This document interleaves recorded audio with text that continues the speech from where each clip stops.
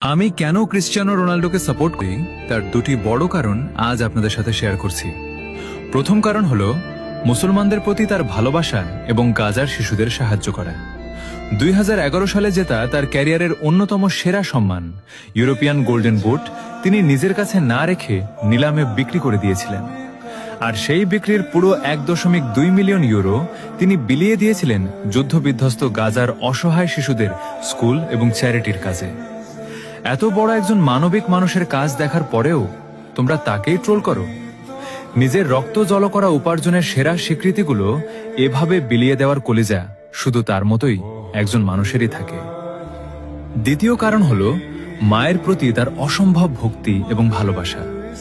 কোটি কোটি টাকা আর বিশ্বজোড়া খ্যাতি থাকার পরও মায়ের সিদ্ধান্তের ওপর সে আজীবন শ্রদ্ধাশীল।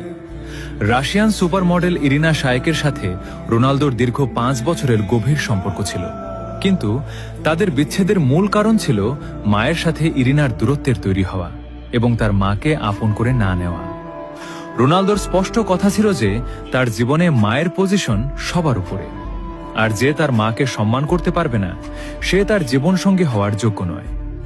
মায়ের প্রতি এমন অন্ধ ভালোবাসা আর সম্মান সত্যি মন ছুঁয়ে যায়।